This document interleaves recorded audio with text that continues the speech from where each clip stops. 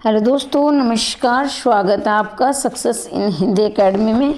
देखिए दोस्तों, हम पढ़ रहे हैं आपका पीजीटी का जो एस्टेट हुआ था 2023 में, उस पेपर को हम सोल्व कर रहे हैं। और ये मैं पहले बता दूं, ये सिर्फ पीजीटी के लिए ही नहीं है, बल्कि ये टीजीटी में भी आपका काम आएगा और बाकी अन्य परीक्षाओं में भी काम आते हैं। तो जितने उसके ज़्यादा से ज़्यादा अभ्यास पत्र लगाया करो, ताकि आपको अंदाज़ा हो सके कि आपकी तैयारी कितनी हो चुकी है। क्योंकि ऐसे आप पढ़ते रहोगे और पीछे पीछे साफ होता रहेगा, तो आप क्या है, पेपर आपको जो सोल्व करने का एक तरीका होता है वो नहीं आ पाएगा। तो मैं ये बता दूं, शुरू करने से पहले जिस नंबर से मैं शुरुआत करती हूँ, एक कॉपी और पेन लेकर बैठा करो और ये देखा करो, मेरे उत्तर बताने से पहले आप निशान लगा लिया करो, ताकि आपको अपनी तैयारी का मूल्यांकन हो सके कि आपकी कितनी तैयारी है। और बाद में मुझे ये भी बताओगे कि आपके कितने में से कितने नंबर आ रहे हैं, यानी आपके ये गिन लेना कि आपके क्वेश्चन गलत हो रहे हैं। और डेली मैं आपको होमवर्क देती हूँ। कल मैंने होमवर्क दिया था आपको, क्या इसका दिया था, संज्ञा का, ठीक है। और आज के लिए जो होमवर्क है आपका समास तैयार करके आओगे, ठीक है। डेली मैं आपको एक स्कूल के जो बच्चे होते हैं उसी तरह आपको पढ़ाऊंगी, ताकि आपकी तैयारी हो सके। और प्रतिदिन मैं आपसे 2 क्वेश्चन पूछूंगी, और आपको पता है ये दोनों क्वेश्चन में ये आप कमेंट बॉक्स में नहीं बताते हो, लेकिन मैं अब क्या है, आपके साथ थोड़ा सा क्या कठोरता तो नहीं कहूँगी, लेकिन थोड़ा सा आपको खींचूंगी। आप तैयारी नहीं कर रहे हो, ठीक है ना। मतलब कल हमने 110 तक पढ़ लिया था। और अगर आपको ये पीडीएफ चाहिए तो हमारी पेड पीडीएफ भी मिलती है, ले सकते हो। इसके लिए मैं 999 रुपये लेती हूँ पीडीएफ की। दिवाली पर ऑफर दूंगी, जिसको ऑफर के लेना है तो ले लेना, अभी लेना है तो अभी ले लेना, ठीक है। और बाकी हमारी क्रमबद्धता चली रहेगी, टीजीटी पीजीटी वाले से दोनों ही देखेंगे, दोनों के लिए ही महत्वपूर्ण है। तो यहाँ देखिए, ये एक वीडियो मैंने पहले डाल दी, इसका पहला भाग पहले डाल रखा है, ये दूसरा भाग हमारा, जिसने नहीं देखा वो देख लेना। निम्न में मूल्यांकन का उद्देश्य क्या है? ये आपका एक पेडागोजी या साइकोलॉजी कह लीजिए, उससे संबंधित ये प्रश्न है। विद्यार्थी की क्रमोन्नति का निर्धारण करना, विद्यार्थी का सर्वांगीण विकास करना, विद्यार्थियों के व्यवहार का परिवर्तन का पता लगाना। तो इसमें उपरोक्त सभी, अब ये तो आपका रटा रटाया है, आप लगा दोगे उपरोक्त सभी, और मैंने लगा। लेकिन मैं आपको ऐसे नहीं बताऊंगी, आपको क्या, मैं उसको एक्सप्लेन भी करूंगी, व्याख्या भी करूंगी, ताकि ये आपका क्यों आया। विद्यार्थियों की कर्मोन्नति का निर्धारण करना। कर्मोन्नति मतलब मान लीजिए कोई, अभी आप मेरे से, मैं अपने ऊपर ही उदाहरण देती हूँ, ठीक है। जैसे कि मैंने आपको पहली बार कल वीडियो डाली मैंने, वो आपने देखी और पूरी तन मैंने तो सीख देखी। तो कल मान लीजिए मैंने करवाए आपको 30 क्वेश्चन, 30 में से आपके गलत हुए कितने, 10 क्वेश्चन, मान लीजिए उदाहरण के लिए 20। आज की वीडियो में होंगे आपके 25। तो आप कर्मोन्नति मतलब आप कर्म करके उन्नति कर रहे हो, तो ये ठीक बात है, मूल्यांकन में होता भी है। विद्यार्थियों का सर्वांगीण विकास, सर्वांगीण मतलब शरीर से, मन से, और क्या है, जैसे शारीरिक, मानसिक, आर्थिक और नैतिक सारे विकास इसमें होते, ये जरूरी होता है। विद्यार्थियों के व्यवहार में परिवर्तन का पता लगाना, तो ये हर तरह का व्यवहार होता है। जैसे कि अभी आप निठल्ले हो गए थे, नहीं पढ़ रहे थे, मजाक कर रही हूँ, ऐसा सीरियस नहीं होना, हंसाने के लिए तो है ना। और जैसे मैं प्रतिदिन वीडियो डालूंगी तो आपको ये रहेगा कि आप, बल्कि मेरे डालने से पहले आपकी उत्सुकता रहती है, हाँ अगली वीडियो क्या आएगी। तो ये व्यवहार में परिवर्तन आ रहा है, अब तक आप तैयारी नहीं कर रहे थे तो आप तैयारी करने लगे, तो ये उपरोक्त सभी ही जरूरी है। किस विकल्प में पाठ्य पुस्तक के बाह्य पक्ष का गुण नहीं है, मतलब बाह्य पक्ष बाहरी का, चित्रांकन है, जीवन से संबद्धता है, गुणवत्ता है, सूचनात्मक पक्ष है। तो चित्रांकन का मतलब देखो, अब कोई चित्र मान लीजिए, ये नहीं कि वे फूल पत्ती का ही चित्र, कोई भी मान लीजिए दृश्य है, कोई भी चित्र है, तो वो आपको बाहर दिखेगा। अब मान लीजिए एक पुस्तक का मैं उदाहरण देती हूँ, एक पुस्तक ऊपर कोई चित्र है, तो वो मान लीजिए एस्टेट की है, तो ये आप उसको चित्र देख के लाओगे भी एस्टेट एक ही बुक है, ठीक है। फिर उसमें गुणवत्ता, गुणवत्ता क्या है भाई, ये उसमें तो एक तो ये गुण है भी, वो एस्टेट के लिए है, वो चित्र में लिखा हुआ क्या है, चित्र तो वो गुण नहीं, वो लिखा हुआ, तो ये क्या है गुण, मतलब आपका एस्टेट पास करवाएगी।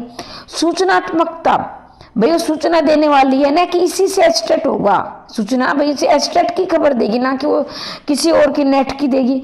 जीवन से संबंधता, और जीवन से संबंधता मतलब कि आपको क्या है, ये तो भारी पता लगा लिया आपने पुस्तक का, लेकिन जीवन से संबंधता मतलब कि आंतरिक, ठीक है, जीवन की गहराई से संबंध। तो जीवन की गहराई क्या है, ये बाह्य पक्ष नहीं है बल्कि ये आंतरिक पक्ष है।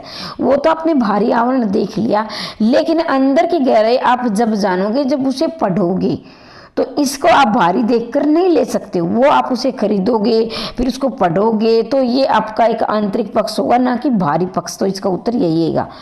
इस विकल्प में अशुद्ध शब्द का प्रयुक्त नहीं है, मतलब कि ये आपके 4 ऑप्शन हैं, चारों में से तीनों ही शुद्ध होंगे, मतलब अशुद्ध शब्द नहीं है, यानी कि तीनों जिसमें ऐसे हो जो तीनों ही शुद्ध हो, तीनों ही शुद्ध होने चाहिए 4 ऑप्शन में। तो देखेंगे तो आपका ये पहला ही ठीक होगा, पहले आप निशान लगा लिया करो। ऐसा शब्द नहीं है, तो मैंने आपको कल ही बताया था कि आपको क्या करना है कि एस्टेट में जो 2 चीज़ों से आप मार खाते हो, पहला एस्टेट की आप उसमें पूछा क्या गया है, मैं पहले बता, मैं समय थोड़ा ज़्यादा लूँगी, लेकिन मेरा मतलब ये आप किसी भी प्रैक्टिस सेट में रट लोगे। मेरा मतलब ये है आपको समझाना कि आप यहाँ गलती कर रहे हो, अगर आप बार बार फेल हो रहे तो यहाँ गलती कर रहे हो। तो आपको सबसे पहले ये देखना है कि पूछा क्या गया है, तो उसको अंडरलाइन करोगे आप। हमने समझ लिया कि अशुद्ध शब्द का प्रयुक्त नहीं हुआ है, मतलब इसका मतलब ये कि सत्य पूछा गया है, ठीक पूछा गया है। हो गया हमारा 50% उत्तर यहाँ ठीक हो चुका है। अब 50% को हम कैसे सोल्व करेंगे, तो देखो फिर हम पढ़कर करेंगे। आती है इधर यही करते करते, हाँ मैं एक बात बताते बताते भूल गई, अब मुझे याद है। दूसरा एस्टेट कहाँ आता है, वो क्लिष्ट भाषा होती है, जैसे केशवदास की थी, मैंने कल भी उदाहरण बताया था। लेकिन आपको क्या है, उस भाषा में से एक, जैसे पूरी लाइन है, अगर आपने एक शब्द पकड़ लिया है तो उसी से आप उत्तर ठीक करते हो, ठीक कर सकते हो। लेकिन आपको क्या, वो एक फंसाने वाली बहुत मैं कहती हूँ एस्टेट हार्ड होता ही नहीं है। एक तो ये आपकी सिर्फ आपको भाषा है ना, वो मार खाते हो, भाषा को आपको समझना है और ये काम मेरा है, लेकिन आपको नियमितता बढ़ानी है। ठीक है, आप जितना मुझे प्यार दोगे, मैं बिल्कुल गारंटी लेती हूँ कि एस्टेट की सर्टिफिकेट मैं दूंगी आपको, लेकिन आपको अपने दोस्तों तक शेयर करना है, और अच्छे मतलब कि ये नहीं जो समझ में ना आए वो भी कमेंट करना है, जैसा भी कमेंट करना है, ये गारंटी मेरी है। मैं इस मैदान में आपके लिए उतरी हूँ, कोई पैसा नहीं ले रही हूँ, निःशुल्क ज़्यादा से शेयर करना। अब पेड का भी प्रबंध है, लेकिन वो सबके लिए नहीं है, जिसके पास है वो ले लेना, नहीं अच्छा लगे मत लेना। देखो ये कैसे आया, आतियाई दरियाई कर दिए, ठीक है, तो ये हमेशा पूछा जाता है, ये शब्द तो आपको हमेशा फंसाता है, देख लेना।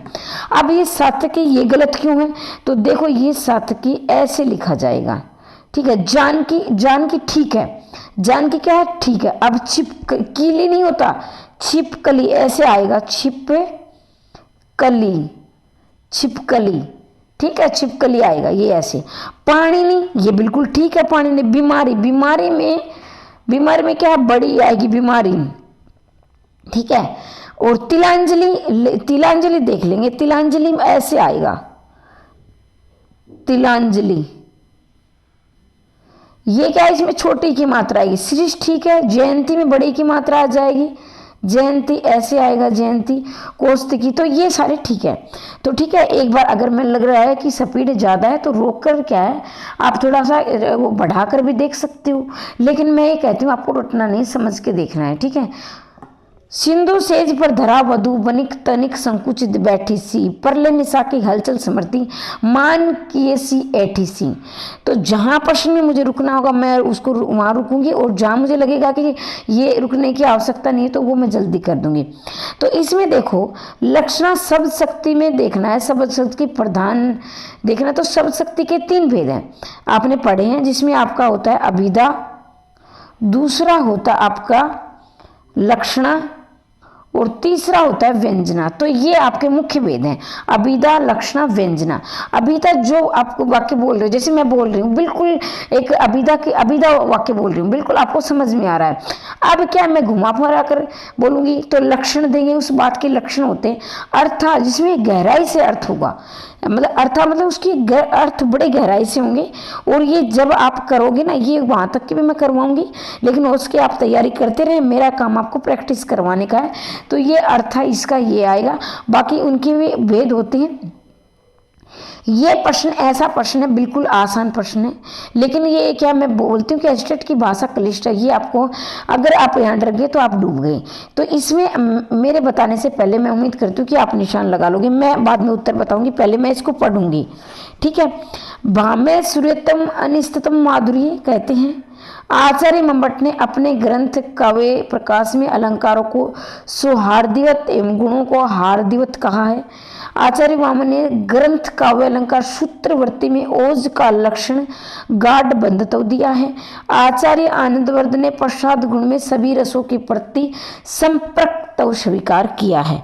अब मैं इसका उत्तर बताने जा रही हूँ। इसका उत्तर आपने लगा लिया होगा, इसका है बी। अब ये बी क्यों आया ऐसे मैं बताऊंगी। इसमें असंगत मतलब गलत पूछा गया। देखो भाव में माधुर्य गुण क्या होता है? जो कानों को आपको अच्छा लगे, कानों को अच्छा लगे। तो ये किसने दिया था? आचार्य भामे ने दिया था। श्रेयतव मतलब जो कानों को सुनने में अच्छा लगे।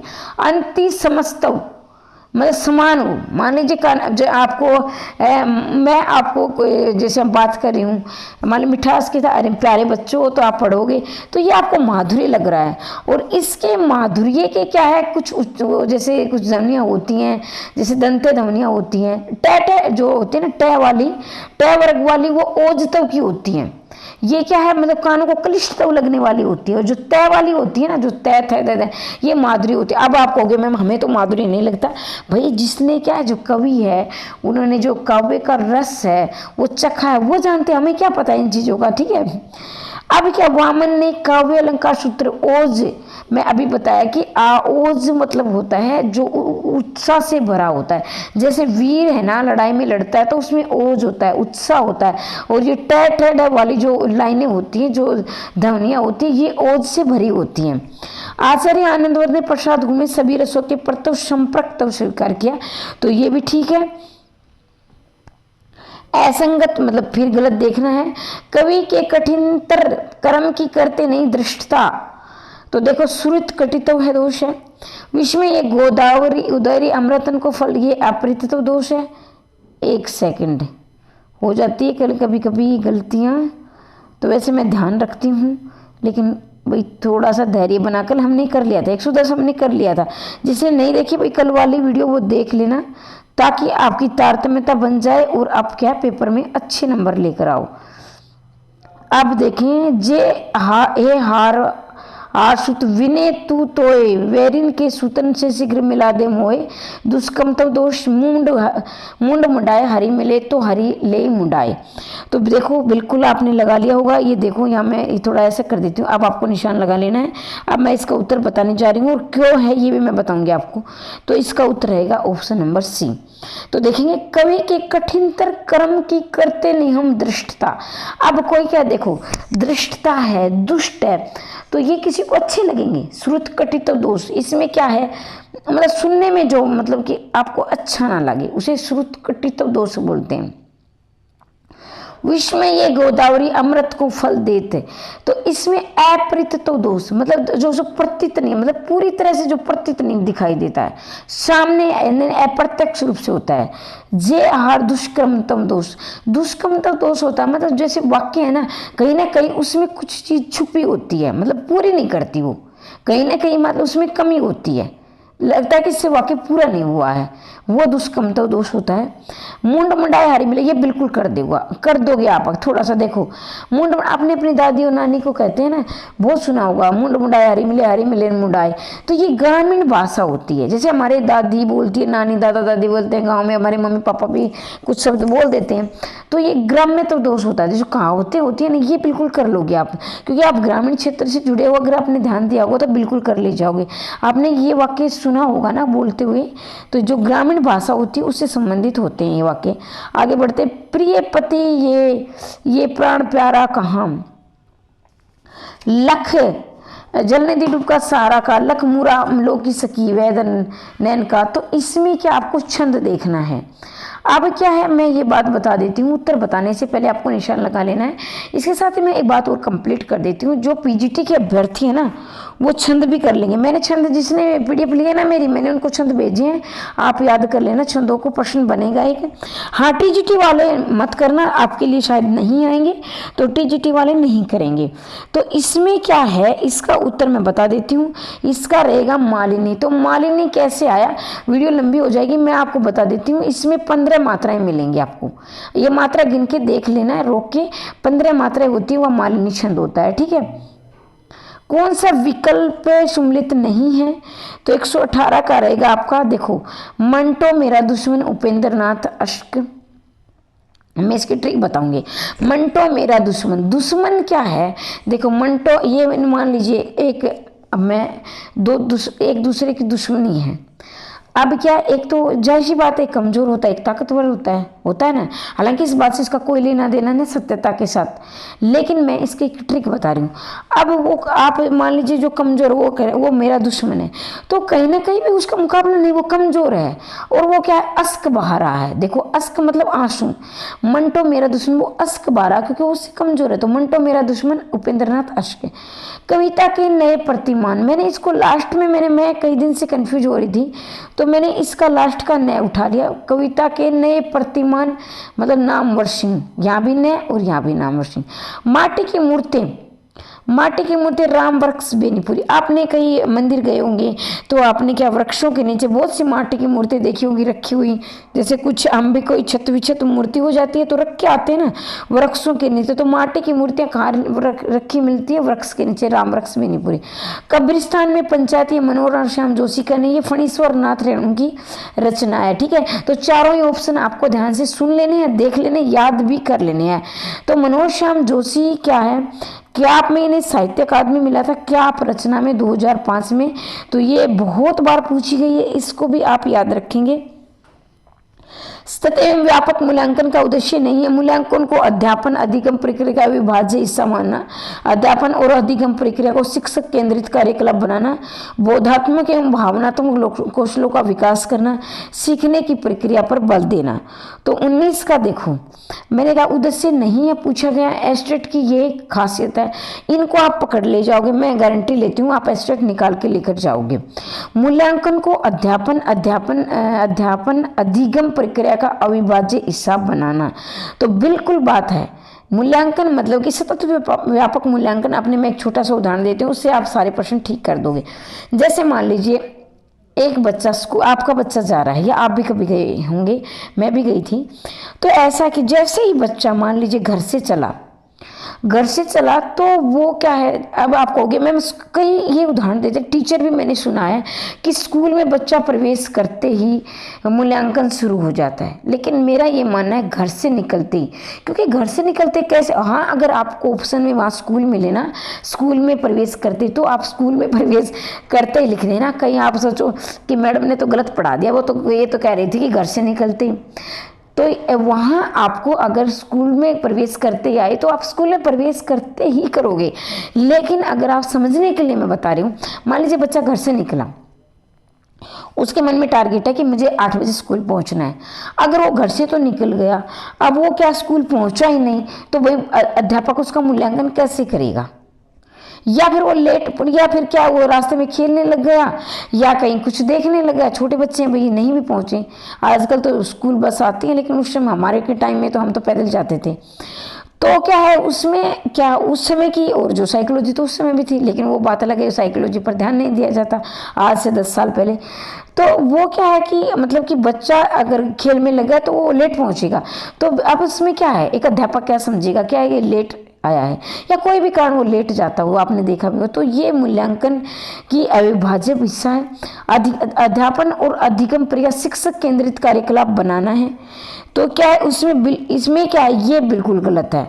हमें क्या है, एक शिक्षक को क्रियाकलाप नहीं बनाना है भाई। बच्चा देखो, क्रियाकलाप का क्या मतलब, बच्चा भाई एक शिक्षक आए वो बातचीत करके चला जाए, तो क्या हमें ये बनाना, ये गलत है। बोधात्मक या भावनात्मक कौशल का विकास करना, बच्चे क्या है उसकी भावनाओं का भी ध्यान रखना है भाई। क्या है कि अध्यापक और बच्चे का क्या व्यवहार कैसा होना चाहिए, एक मित्र की बात ही होना चाहिए कि बच्चा खुलकर अपनी बात रख सके। बोधात्मक मतलब कोई बच्चा पढ़े तो उसने बोध यानी बुद्धि के माध्यम से पढ़े, समझ कर पढ़े, नहीं टीचर ने बता दिया वो रट लिया। सीखने की प्रक्रिया पर बल देना, तो अगर देखा जाए, अगर ऑप्शन में ये नहीं आता तो यही होता। बल अगर ये फंसाने के लिए दिया है, ये अगर फंसाने के लिए, क्योंकि बल देना एक नकारात्मक भाव जाता है। लेकिन अगर हम इन दोनों की तुलना करते हैं तो फिर उत्तर आपका ये होगा। अगर ये ऑप्शन नहीं होता तो आपका उत्तर ये क्या गलत होता, क्योंकि बच्चों को हम फोर्स नहीं कर सकते, उस पर दबाव नहीं डाल सकते। लेकिन सीखने की प्रक्रिया में सीखने तो सिखाना तो है हमें, ठीक है ना। तो समझ गए होंगे, आगे बढ़ते हैं, क्योंकि एक प्रश्न में हम ज़्यादा हो सकता है कि किसी को इरटे हो तो उनको क्या ये लगेगा कि फालतू की बातें हो रही हैं। नील सरोज श्याम तरुण अरन वारिज नैन अरुषम अर्धाम सदा चीर सागर शैन। तो इसमें क्या है, जैसे जो उपमा अलंकार किसके 5-4 भेद होते हैं। उपमेय, उपमान, साधारण, वाचक, द्योतरम। तो ये उपमेय जिसमें सा सी सरिस ऐसे शब्द मिलेंगे आपको, तो वो क्या होता है, उपमा अलंकार होता है।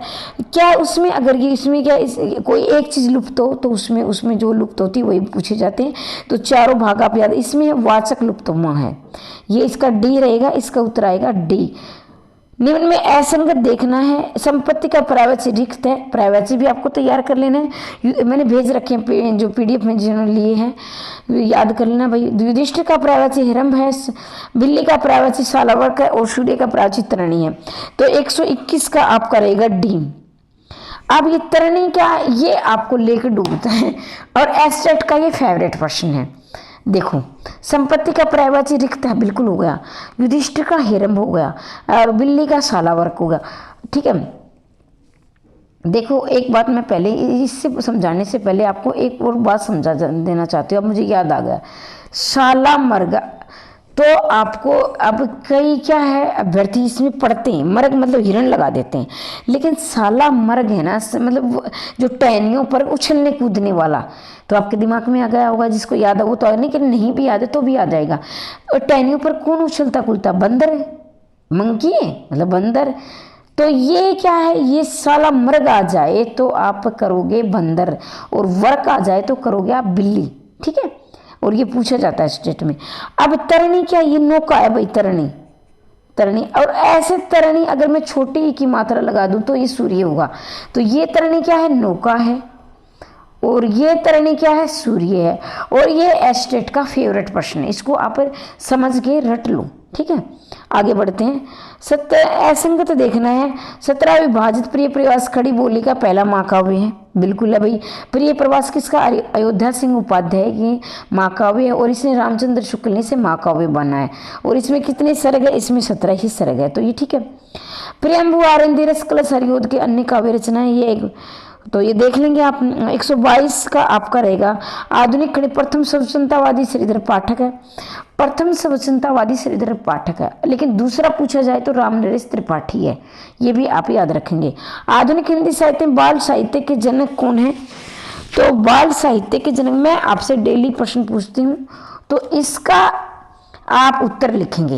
ये आज आपके लिए होमवर्क तो मैंने दे दिया आपको, क्या दिया था होमवर्क, समास तैयार कर, कल संज्ञा दिया था, आज समास तैयार कर, क्या होगे ये कमेंट बॉक्स में लिखोगे बाल साहित्य के जनक कौन है। तो इसका मैंने बता दिया था ना, इसमें ये आएगा। 123 का देखोगे, इसमें विकल्प सही युगम नहीं है। वह मनुष्य सोमने से आज्ञा अवज्ञा परुष कठोर निध अवंध। 1 मिनट, कौन सा कर रहे थे हम, 122, माफ कीजिए भी मैंने छोड़ दिया था, अब मुझे ध्यान आ गया। निम्न से विकल्प में सुमलित नहीं है, मतलब गलत देखना है। मैं हमेशा कहती हूँ अंडरलाइन करते हुए चलेंगे। धन्य भूमि भारत उपजन भारत के बालकृष्ण प्रेम घन, उत्तम भारत देश जहाँ करुणा नदी के सोए, जानत ने अनेक जतन भारतवासी सोए, भारत हिंदू सब रतन लिए जात अंग्रेज, सब केवल लेक्चर के तेज। तो 123 का आपको उत्तर लगा लेना है। 123 का आपका रहेगा उत्तर, यानी नहीं है मतलब कि कौन सा गलत है, तो 123 का आएगा इसमें बी। धन्य भूमि भारत सब रत्नन की उपजावनी। देखो धन्य भूमि भारत, हम अपने आप धन्य किस चीज को कहेंगे, जिसे आप प्रेम करते हो, तो ये प्रेम घन की उत्तम, हमारा उत्तम भारत, ये राधाचरण गोस्वामी की लग रही है मुझे। जहाँ करुणा नदी केशव सोए, जहाँ नित्य अनु के बाल भारत, ये भारत हिंदू की है, भारतवासी भारत हिंदू सब धन के लिए जात अंग्रेज, हम केवल लेक्चर के तेज। तेज वही तेज किसका होता है, जिसके अंदर प्रताप होता है, तो प्रताप नारायण मिश्र ये रहेगा इसका। हिंदी साहित्य के आधुनिक काल में किस विकल्प में संगतता नहीं है, संगतता नहीं है मतलब क्या, इसमें क्या है, गलत देखना है। मैं कहती हूँ नहीं, भाषा ही आपको मार करवाती, एस्टेट मुश्किल नहीं है, भाषा में गिरते हो आप। आचार्य रामचंद्र शुक्ल ने 1843 रीति काल का अंतिम आधुनिक काल की शुरुआत मानते हैं। आधुनिक साहित्य मनुष्य का ईश्वर के रूप में चित्रण हुआ है। रस्म और रिवाज बाखों का दुनिया से उठ गए, ये उक्ति सदल मिशन ने की है। इस काल में साहित्य भाषा कर में खड़ी बोली की प्रतिष्ठा हुई है। तो 24 का आप करेगा बी, ये क्या गलत है, बाकी ठीक है। आचार्य शुक्ल ने 1843 में रीति काल का अंत एवं, यानी 1843 में रामचंद्र शुक्ल मानते हैं कि रीति काल का अंत हो गया था और आधुनिक काल की शुरुआत होगी, तो ये बात तो ठीक है। रस्म और रिवाजों बाखा का दुनिया से उठ गई, ये कि सदल मिश्र की, ये बात भी क्या है, ठीक है। और फिर क्या है, एक मिनट, हाँ ये ठीक है भाई। इस काल में साहित्यिक भाषा के रूप में खड़ी बोली, बिल्कुल भाई, आधुनिक काल में खड़ी बोली की शुरुआत हो गई थी। और ये प्रश्न कई बार आया है कि ब्रज भाषा का स्वर्ण काल किसे माना गया है, तो ये रीति काल को ब्रज भाषा का स्वर्ण काल माना गया है। ये प्रश्न भी आप याद रख लेंगे। आगे बढ़ते हैं, इसमें देखोगे ये बिल्कुल रटने की, इसमें हम ज़्यादा समय नहीं लेंगे। कुतुबन की मर्गावती रामचंद्र शुक्ल के बिल्कुल। ईश्वर की कथा क्या है, हम ईश्वर की कथा हजारों बार पढ़ेंगे तो सत्य होती है। हजारी प्रसाद द्विवेदी। मुल्ला दाऊद की चंदायन, तो कृतचंदायन बच्चन सिंह की, तो ये क्या है, ये इसमें ये इसका गलत है। असाहित्य अर्शावली डॉक्टर नगेंद्र, मतलब कि सूफी की प्रथम रचना मानने वाले कवि है। पहले आप प्रश्न को समझेंगे, सूफी की प्रथम रचना किसने, नहीं, सूफी काव्य की प्रथम रचना कुतुबन की मर्गावती को किसने माना है, रामचंद्र शुक्ल ने माना है। ईश्वर दास की सत्यवती कथा को किसने माना है, हजारी प्रसाद द्विवेदी ने माना है। मुल्ला दाऊद कृतचंदायन, ये बच्चन ने नहीं माना है। और असाहित्य अर्शावली डॉक्टर नगेंद्र ने माना है। तो ये किसने माना है, तो ये प्रश्न है ना बिल्कुल 100% टीजीटी पीजीटी वाले, ये प्रश्न आता ही आता है, इसको आप समझ के रट लेंगे, ठीक है। मैं बता देती हूँ कौन सा प्रश्न बार बार पूछा जाता है, और आपकी अच्छी तैयारी होगी। कमेंट नहीं करते हो आप। आस्वादन आक्रोश आ उपसर्ग लगा है, देखो। कुसुम कुत्र को उपसर्ग लगा है। अन्वेषण अन्वित को अनुपसर्ग लगा है। पर्यटन पर्याय पर्य उपसर्ग लगा है। तो 126 का आपको देखेंगे, इसका रहेगा आपका बी। देखो, अनुचित मतलब गलत है, ठीक है। मैं हर बार बोल रही हूँ बार बार कि आपको अंडरलाइन करना है। और अगर आप मेरे से स्टेट तैयार करना चाहते हो तो आप जरूर इस बात को ध्यान रखेंगे। तो देखो, कुतर्क मतलब होता है, जैसे तर्क मतलब कि मान ले मैं आपको कि नहीं मैम, आपने कोई प्रश्न मान ले मैंने गलत बता दिया, मैं कोई खुदा नहीं हूँ। मैं हमेशा बोलती हूँ, मैं जब तक जीऊँगी हिंदी विषय की विद्यार्थी रहूँगी, और मैं हमेशा रोज़ सीखती हूँ प्रतिदिन। और तब भी मुझे लगता है कि मुझे कुछ नहीं आता, मैं प्रतिदिन सीखती हूँ। और मैं आपको भी कहती हूँ कि जब हम प्रतिदिन सीखते हैं ना, तो हम विद्यार्थी बनकर रहते हैं और एक अच्छे टीचर बन जाते हैं। तो लेकिन कुतर्क होता है ना, जिसके कोई अर्थ ही नहीं होता है। तर्क तो मैंने कोई प्रश्न गलत बता दिया और मैं उस पर अड़ी हो जाऊं कि देखो ये आएगा, आप कहोगे नहीं मैम आप गलत बता रहे हो, इसको ऐसा आएगा, तो ये आपकी तार्किकता सत्य है, आप अपनी जगह सही हो। लेकिन कुतर्क मतलब कि मैं एक उदाहरण दे रही हूँ। मान लीजिए कि मैंने आपको बताया कि कुतर के मैंने आपको सही बता दिया, फिर भी आपको नहीं कि आप गलत बता रहे हो, तो ये वैसे मैंने इसका अर्थ बताया, इस प्रश्न से इसका कोई इतना नहीं है। लेकिन इसका क्यों अनुचित कि देखो कुसुम में है ना, कुसुम मतलब कि फूल है, तो ये एक क्या है, मूल शब्द है, तो इसमें कोई उपसर्ग नहीं लगा है, ठीक है। मैंने इसका कुतर का अर्थ बताया ऐसे, तो इसमें तो लगा है ना कुपसर्ग, इसमें तो कुपसर्ग लगा है, इसमें तो कुपसर्ग लगा है। तर्क मतलब बातचीत में तर्क वितर्क करते हैं ना, जो हम क्या है बहस होती थोड़ी सी, और लेकिन कुसुम में कु उपसर्ग नहीं है। क्यों नहीं है, क्योंकि इसमें मूल शब्द है और इसका अर्थ है फूल। तो ये मूल शब्द जहाँ होता है उसमें क्या उपसर्ग पड़ते नहीं होते हैं, तो इसका उत्तर यही आएगा। निम्नलिखित में से संगत कथन नहीं है, फिर हमने क्या करना है, अंडरलाइन करना है। अभी हमें पता चल गया कि ये गलत पूछ रहा है, तो 3 ठीक मिलेंगे। मुल्कराज आनंद जयराज आदि ने भारत की ओर से साउथ इंग्लैंड में 1935 12 प्रतिशत लेखन की स्थापना की थी या नहीं थी, आप बताओगे। डॉक्टर गणपति चंद्र गल कालक्रम की दृष्टि रामेश्वर करोड़ सत्सीकृत ब्रजभाषा करोड़ सत्सी की प्रथम प्रकृतिवादी रचना मानी है। राजनीति के क्षेत्र में समाजवाद या साम्यवाद, साहित्य क्षेत्र में वही प्रगतिवाद है। सुमित्रा हो गया, अरे फिर से नहीं आ गई अभी तो। सुमित्रा इंद्र की युगवाणी की ग्रामीणों का व्यवहार चांदनी एक तारा भावी पत्नी के प्रति संग्रहित है। ठीक है, तो इसको रोक के, अगर मैं स्पीड से बोलूँ इसको रोक के पढ़ लिया करो। जब तक आप खुद नहीं करोगे तब तक आप सही उत्तर नहीं कर पाओगे। तो इसका डी आएगा। बिल्कुल मुल्क राज आनंद सज्जा जहीर ने 1935 में प्रगतिशील लेखक संघ की स्थापना की थी। कहाँ की थी? इंग्लैंड में जुलाई 1935 में की थी। ठीक है, और भारत में कहाँ कब की थी? 1936 में। किसने की थी? प्रेमचंद ने की थी। भारत में हुई थी 1936 में, किसने की थी? प्रेमचंद ने। लेकिन 1935 में कहाँ हुई थी? इंग्लैंड में हुई थी। किसने की थी? मुल्कराज आनंद और सज्जाद जहीर ने। तो ये दोनों ही प्रश्न पूछे जाते हैं, याद रखेंगे। बार बार आते हैं, बार बार गलत होता भी है, याद रखेंगे। ठीक है, 128 का देखेंगे आप। ये देखो, इसमें आपका उत्तर रहेगा 128 का बी। पर उसका मतलब है कि कठोर होता है, और कठोर तो इसका आएगा सौम्य या सरल। सौम्य या सरल आ जाएगा। ठीक है, तो ज़्यादा हम इसमें समय नहीं खराब करेंगे। भारतीय हिंदू परवर्ती साहित्य संतों की कुटिया से निकल राजा और ऋषियों के दरबार में पहुंच गया था।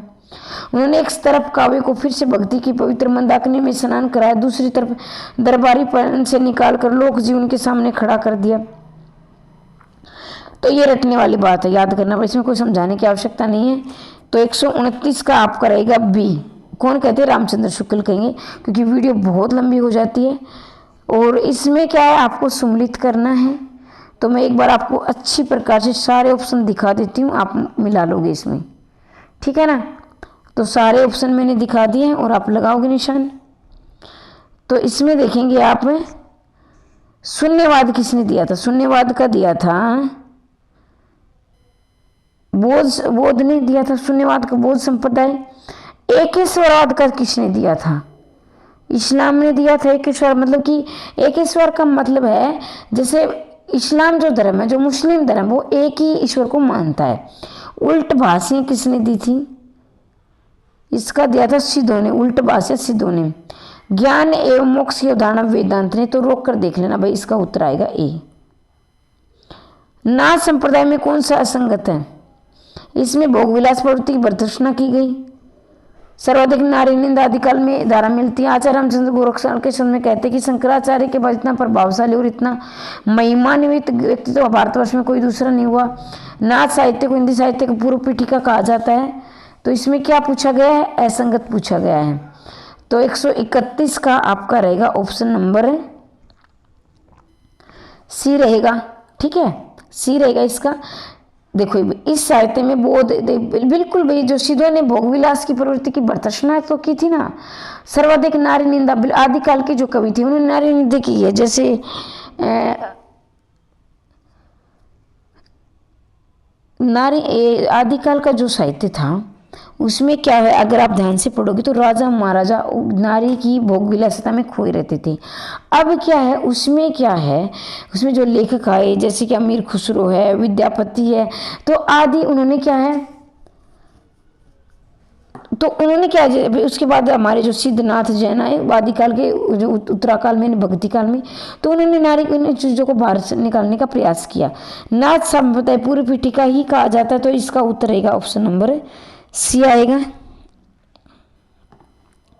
देशभक्त वीरों ने कुछ अनुभव डर नहीं होगा, प्राणों का बलिदान देश की वेदी पर करना होगा। बहुत ही महत्वपूर्ण प्रश्न है, याद रख लेना है। मैं आपको सचेत करती हूँ कि बार बार नाथूराम शर्मा शंकर की है ये। ठीक है, वीडियो बहुत लंबी हो जाती है क्योंकि मैं समय ज़्यादा लगाती हूँ और मुझे संतुष्टि नहीं होती जब तक मैं आपको समझा नहीं लेती हूँ। तो इसमें देखना सम्मिलित नहीं है, 3 सही है और 1 गलत मिलेगा। तो इसका उत्तर रहेगा अपने अपने अजनबी, ऐसे अजनबी, ऐसे ऐसे अपने और ऐसे अग्गी, शीला पंख चमकीले। तो ये इसका उत्तर रहेगा आपका, यही गलत हो जाएगा। मेरी वाणी गिरिक बसना धर्मवीर भारती हंसो सो जल्दी विसो रघुवीर शाये हैं। हंसना कौन पसंद करता है? जो वीर होते हैं वो क्या मुसीबत में भी मुस्कुराते रहते हैं। ठीक है ना। मैथिली कौन सी कृति भारतीय पात्रों और प्रसंग व्याख्यानों पर कृति नहीं है? मतलब महाभारतीय पात्रों, प्रसंगों, उपाख्यानों पर आधारित नहीं है। मतलब 3 में तो महाभारत संबंधी आपको पात्र मिलेंगे लेकिन 1 में नहीं मिलेगा। तो 134 का आपका उत्तर रहेगा ए। गुरुकुल में नहीं मिलेगा भाई और बाकी तीनों में मिलेंगे। ठीक है, इसका क्रम से लगाना है, ये तो बिल्कुल आसान आप लगा दोगे। इसमें छायावाद, प्रगतिवाद, प्रयोगवाद, प्रपदवाद, ठीक है ना।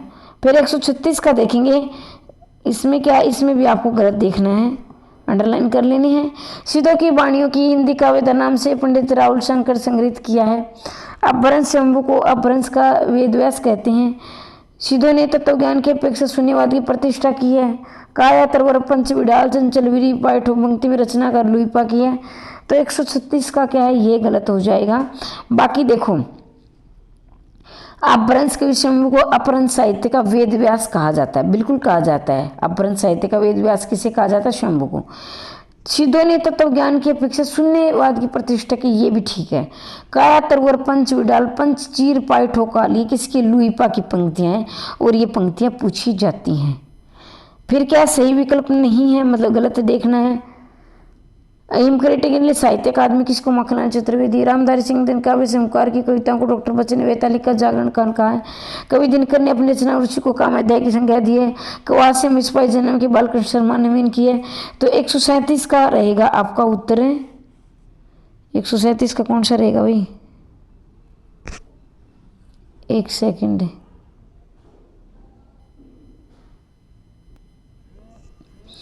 तो देखो भाई, हिमकिरीट ने ना हिमतरंगिणी के लिए मिला है, हिमकिरीट ने उन्हें हिमतरंगिणी, और ये हिमकिरीट ने 1941 की है और हिमतरंगिणी 1948 में लिखी गई थी, ठीक है। और तो इसे साहित्य का, और ये पहला हिंदी का पहला साहित्य अकादमी है, तो यही गलत है, हिमकिरीट नहीं हिमतरंगिणी है। बाकी ये ठीक है, वीडियो को रोक कर देख लेना, बहुत लंबी हो जाती है क्योंकि समय ज़्यादा लग जाता है। एक बार नहीं, दो तीन बार इसको देखेंगे, प्रैक्टिस जितना हो 2-3 बार इसको आप रिवीजन करेंगे। 128 का देखेंगे तो इसका उत्तर रहेगा ना, 128 माफ कीजिए, 138 का उत्तर रहेगा आपका। देखो मेरे बताने से पहले आप निशान, इसका रहेगा पल्लव।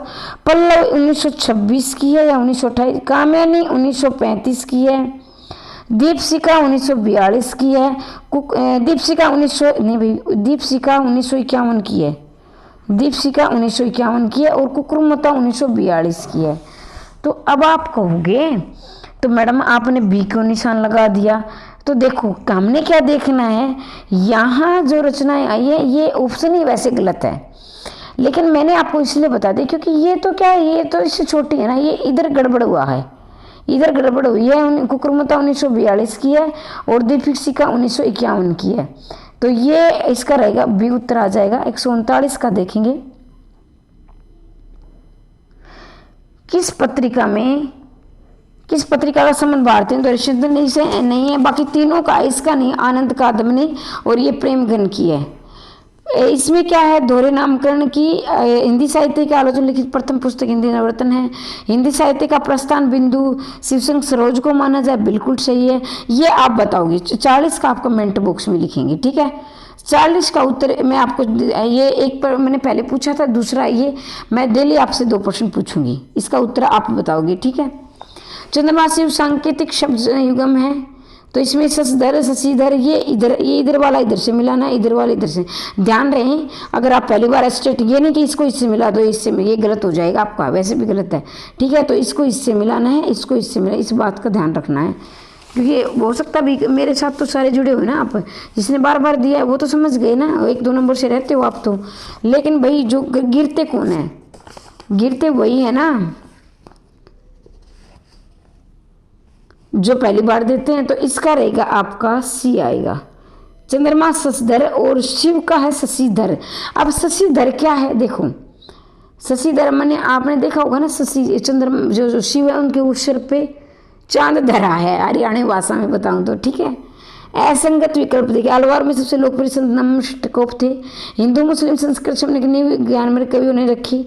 मूर्ति एवं अवतार पूजा संत काव्य की प्रवृत्ति नहीं, निर्गुण में केवल ज्ञान को ही महत्व दिया जाता है। 142 का आपका उत्तर रहेगा ऑप्शन नंबर डी।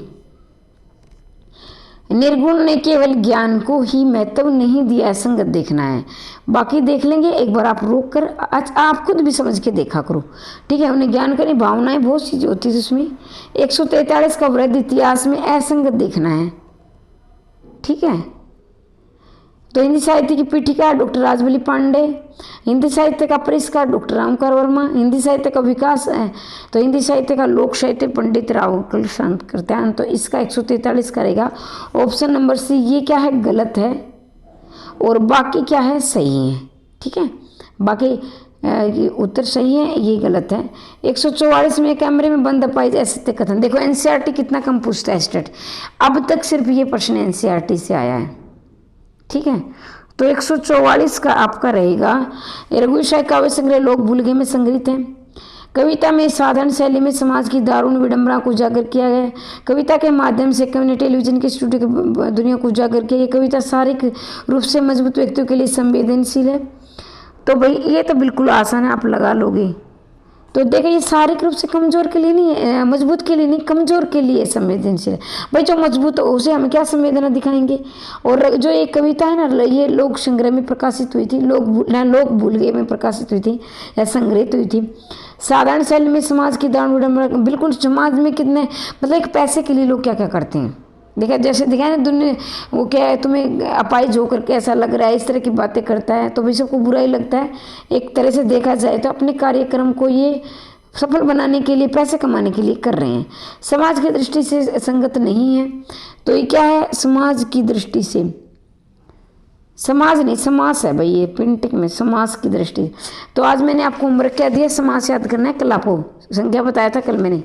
ठीक है, और जो नहीं याद करके लाएंगे उसके 2 डंडे लगाऊंगी। इसमें देखना, परीक्षा भवन संप्रदाय आलोक तत्पुरुष शाखा वर्ग मध्यम पद लोगी लोपी तत्पुरुष 71 अव्यभाव समास। आज मैं आपसे बहुत बड़ी एक बात शेयर करना चाहती हूँ।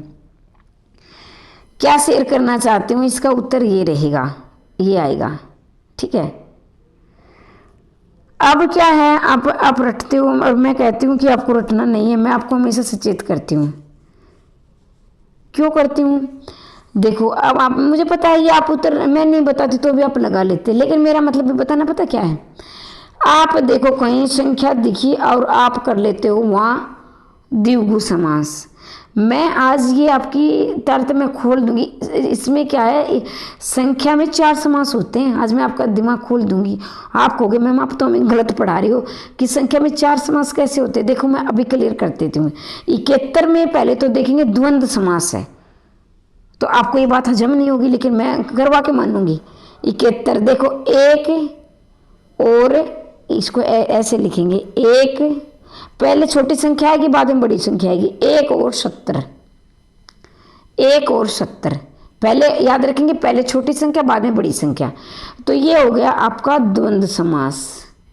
1 और 70 के ये 2 आ गए ना, और आ गया ना, तो ये द्वंद्व। तो संख्या में कितने समास हो गया, द्वंद्व हो गया, हजम कर लेना है। दूसरा क्या है, 1 और 1, ये पुनरुक्ति जहाँ आते वो अव्यभाव समास होता है। 2 समास हो गए। अब देखो मैंने बोला त्रिनेत्र, त्रिनेत्र में क्या है, सिक्के होते हैं, तो ये बहुव्रीहि समास हो गया, 3 समास हो गए। फिर मैंने बोला चौमासा, इसमें क्या हो गया, या चौराहा, इसमें होगा द्विगु समास। तो 4 समास हो गए ना, तो गिरना नहीं है, एक संख्यावाचक में से 4 समास हो गए। कौन सी कृति नागार्जुन द्वारा रचित नहीं है, तो मिट्टी की बारात नहीं भैया, शिव मंगल सुमन के बाकी है। ठीक है, जब तक भाषा बोलचाल में थी तब ये भाषा अथवा देश भाषा कहलाती, परंतु साहित्य में प्रयुक्त होने वाली आभरण शब्द का व्यवहार होने लगा। तो ये कथन किसका है, 147 का है। तो भाई अगर आपको पीडीएफ चाहिए तो आप प्राप्त कर सकते हैं। ठीक है ना, पीडीएफ के लिए पेड आप करेंगे, वो पीडीएफ से अपनी तैयारी मजबूत करके अपनी क्या एस्टेट का सर्टिफिकेट ले सकते हैं आप। तो इसमें 147 का आपका उत्तर रहेगा ए, ये रामचंद्र शुक्ल का कथन है। 148 का देखेंगे, अधर मधुर कठिनतम कुछ तंच त्योहार रस कवित परिकता जाने रसिक ने गोर या अनुराग भाग लख्यो जहाँ रागती राग शोर किशोरी बर्मा में ढूंढो पुरानन गानन वेद ऋचा सुनी चौगन चान संतन को कहा सीकरी सो काम। तो इसमें आपका उत्तर रहेगा 148 का रहेगा आपका बी। ये क्या है, इसकी नहीं है। बाकी संतन को कहा सीकरी सो काम, ये रट लेना है, ये बार बार पूछी जाती है, हर पता नहीं ये क्यों आता है, मेरी बात ये समझ में नहीं आती। कोई भी पेपर देखो आपको दिखने को मिलेगा, संतन को सीकरी सो काम। इसमें क्या है, कुंभन दास, अकबर ने कुंभन दास को, मैं कहानी सुनाती हूँ आपको इंटरेस्टिंग बनाने के लिए, आप कभी नहीं भूलोगे फिर आपको। कुंभन दास ने, माफ़ कीजिए, अकबर ने कुंभन दास को अपने दरबार में बुला लिया, ठीक है। तो आप पता अकबर क्या थे भाई, सभी धर्मों को मानने वाले थे, हिंदू को मुस्लिम सब धर्मों को मानते थे। तो कुंभन दास चले तो गए, लेकिन उन्हें अच्छा नहीं लगा, तो उन्होंने इसका मतलब संतन को साकरी का सिकरी सो काम आवत जात पनैया टूटो टूटो बिसर गयो नाम। मतलब कि आने जाने में हम संतों का राज दरबार से क्या लेना देना है, हमारे तो आते जाते चप्पल टूट जाएगी हमारा, क्योंकि हमें देखो मोह माया, हमें क्या, हमें तो सोना चांदी नहीं चाहिए, तो हमें क्यों बुला रहे हो, ठीक है। तो ये, लेकिन इसमें क्या अप्रत्यक्ष अर्थ ये है, पहले तो आने जाने से चप्पल टूट जाते हैं, हमारा संतों का काम नहीं है, तो ये सीधा अर्थ है। अब इसमें गूढ़ अर्थ क्या है कि संतों को मोह माया से कोई लेना देना नहीं है, हम दरबार में आकर खुश नहीं है, हमें मत बुलाया करो, हमें क्या अपने भगवान से मतलब है, ठीक है। तो इसका उत्तर रहेगा आपका ये भी इसका, बाकी आप याद रखेंगे किस किस का है। कवि आलोक ने पतंग कविता, तो ये टीजीटी वालों के लिए नहीं है, 2 प्रश्न आए, देखो 2 ही प्रश्न पूछे गए, पूरा पेपर करवा दे, 2 प्रश्न आए एनसीईआरटी से, तो ये नहीं इसका मतलब एनसीईआरटी मत पढ़ना कहीं आप होगे मैडम आपने तो गलत गाइड कर दिया, आपकी बार एनसीईआरटी पूछ ले और आप क्या है आके मेरे साथ लड़ाई करोगे आप। तो बताओ इसमें क्या रहेगा आपका 149 का, इसका आप प्रकार रहेगा सी। इसमें 150 का देखेंगे, अनुचित है गलत देखना है, तो 150 में ये परते लगे हुए हैं, तो कार्तिकेय में कार्तिकेय होगा, दंपति दाम्पत्य विभु वैभव बद्री बादरायण, तो 150 का आपको हो जाएगा बी, दंपति दाम्पत्य। तो ये आपको देख लेना है। तो इस प्रकार से आपका ये पेपर पूरा होता है। अगर आपको पीडीएफ चाहिए तो पीडीएफ के लिए आप 9068, ये बता देती हूँ मैं आपको, 9068684954 पर मैसेज करके आप क्या है पीडीएफ प्राप्त कर सकते हैं। ये मात्र और मात्र 999 की है, ठीक है। और ये पीडीएफ लेकर आप अपनी एस्टेट की तैयारी को मजबूत कर सकते हैं। प्रतिदिन आपकी क्लास रहेगी, और मैं ये बार बार बोलती हूँ कि ये सिर्फ पीजीटी के लिए ही नहीं है, टीजीटी वाले भी इसे तैयार करें, ताकि आपकी जो दिमाग की बत्ती है वो खुल जाए, आपको ये लगे कि हमारी तैयारी कितनी है। और मैंने होमवर्क दिया समास, कल सुनूंगे आते, कल संज्ञा बताया था, आज समास, ठीक है। और 2 जो प्रश्न बताए थे वो भी आप कमेंट बॉक्स में लिखेंगे। वीडियो कैसी लगी कोई रिस्पांस दे, कल क्या 110 अभ्यर्थी देंगे, एक ने भी मैसेज नहीं किया आप में से। आप अपना काम बनता भाड़ में जाए जनता। तो देखो मेरी प्रेरणा स्रोत हो आप, मेरी ऊर्जा हो कि जब आप मेरे अच्छे अच्छे कमेंट करते हो, मैंने कहा मेरी झूठी तारीफ करो, मतलब कहने का मतलब आप जब मेरी जो मैं आपके लिए 4 घंटे की मेहनत करती हूँ बिना पैसे की, आपको फ्री में मिल रहा है सब कुछ, तो कुछ तो कदर करो उसकी, ठीक है ना। और जिसको एस्टेट मजबूत करना है वो मेरी पीडीएफ ले सकते हैं। और ये मैं अपने अनुभव के आधार पर बोलती हूँ, मैं 4 बार एस्टेट क्वालिफाई, मैं यहाँ तारीफ नहीं कर रही हूँ कि आपको लगे मैम बार बार बोलती हूँ, मतलब कि ये मैंने एक बार एस्टेट में फेल हुई तो मुझे ठोकर लगी थी कि यहाँ मैं गिरी, मैं दोबारा गलती नहीं करूँगी। वो मैं एक बार एस्टेट में फेल हो गई थी, दोबारा मैंने और लगातार फिर मैंने 4 बार किया है, ठीक है ना। तो मैं इसलिए मैं आपको कह रही हूँ कि मैं आपको फेल नहीं होने दूंगी अगर आप मेरे साथ ईमानदारी से मेहनत करोगी तो, ठीक है। तो इस वीडियो को ज़्यादा से ज़्यादा शेयर कर देना अपने दोस्तों को। जब आपका रिस्पॉन्स रहेगा तो ये वीडियो लगातार चलती रहेगी, लेकिन जब आपका रिस्पॉन्स नहीं आएगा तो फिर मैं अपने लिए तो ये डालती नहीं हूँ, मैं सिर्फ आपके लिए डालती हूँ कि जिसको एस्टेट, देखो कोई भी यूट्यूब पर एस्टेट के प्रीवियस नहीं करवाए, ये आसान बात नहीं है। मैं अपनी तारीफ नहीं कर रही, आप लोगों की मैडम अपनी तारीफ कर रही है, ये आसान बात नहीं। एस्टेट का पेपर सबके बस की बात नहीं होती, प्रीवियस ईयर करवाना दिमाग की बत्तियां खोल देता है ये, और मेरा काम है ये आपका मैं करवाऊंगी आपका, ठीक है। तो पहले तैयारी करके मैदान में आना पड़ता है, ऐसा अलावा नहीं है एस्टेट है। बाकी सभी स्टेट वालों से एस्टेट मुश्किल है, ये बात सत्य है, लेकिन ये इतना मुश्किल नहीं कि आपके अंदर भय बैठ जाए। बस आपको क्या समझ कर करोगे तो रियल समझ कर पढ़ोगे तो वास्तव में आप एस्टेट एक बार नहीं कई बार निकाल ले जाओगे। वैसे अब लाइफ टाइम हो गया, बार बार करने की आवश्यकता नहीं है, आगे बढ़ो। और मैं चाहती हूँ आपकी बार आपका एस्टेट हो जाए, आप हमेशा हंसते रहें, मुस्कुराते रहें, दिन दोगुनी रात चौगुनी उन्नति करते रहे। आज के लिए इतना ही, मिलते हैं अगली वीडियो में, तब तक के लिए जय हिंद जय भारत।